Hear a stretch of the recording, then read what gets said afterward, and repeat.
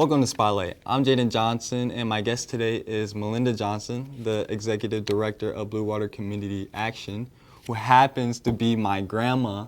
How are you doing today? I'm doing good, Jayden. How are you doing today? I'm actually doing pretty good, thanks. Good.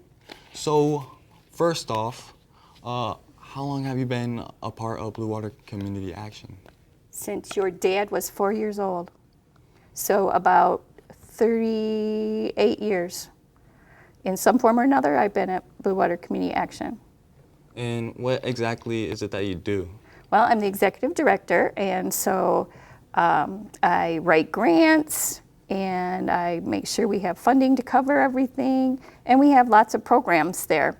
So we have Head Start as our largest program normally. Through the pandemic, we've had a lot of money that we've spent related to keeping people from losing their housing, eviction diversion programs, and we weatherize homes, and we have food distributions, and so we run a whole gamut of activities that we do. And they're all focused on low-income people. Okay. We were talking the other day about homelessness, and you were telling me that there is a community event happening in November. Could you tell me a little about it? Sure. So on November 15th, we're going to have a housing summit. There's a group of us that have been working on it for about a year now, and we're very excited about it because we're very concerned in particular about homelessness because we don't have a shelter right now for men, and we're concerned about what's going to happen in the winter time. So we want to shine a spotlight on that.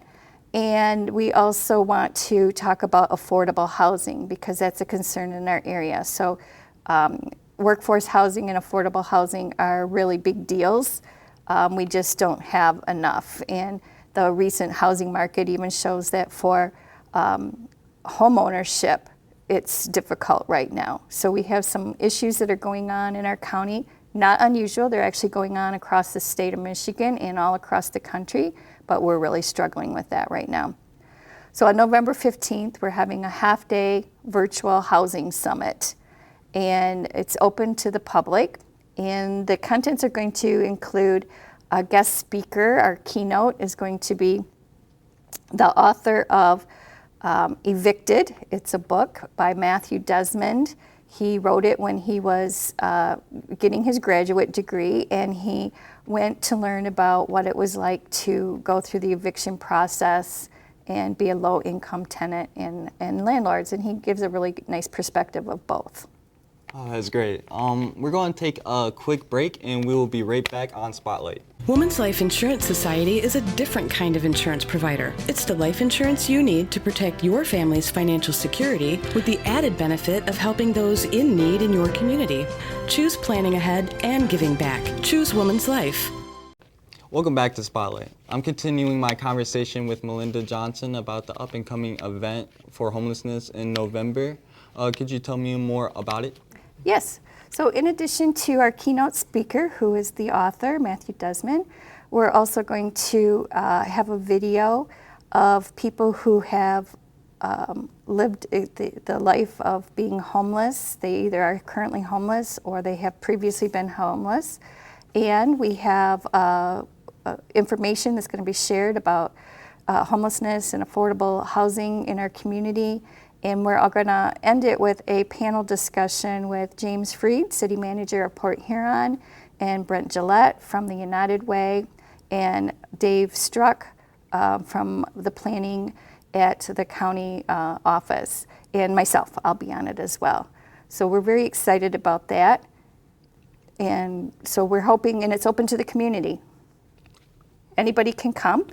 So if they look at cscbinfo.org and go to the events tab, they can have a link right to the flyer, which will link them to where they need to register. And it's $25 for people to participate. And how has Blue Water Community Action contributed to this event? Well, I've been involved with the planning. I and some of my staff, we've been a part of the planning process. We've helped find some of the folks that were videotaped for the lived experiences video. And doing this to give a little promotion to it. So we've been doing quite a bit, and this is so important to us for all of my staff, regardless of departments, because we work with homelessness in all of our departments. We're going to have a professional development day that day, and my entire staff will be participating as viewers of everything that goes on that day. So we've been pretty busy with it. How long have you been working on it? A little over a year. It takes quite a long time to pull off an event like this.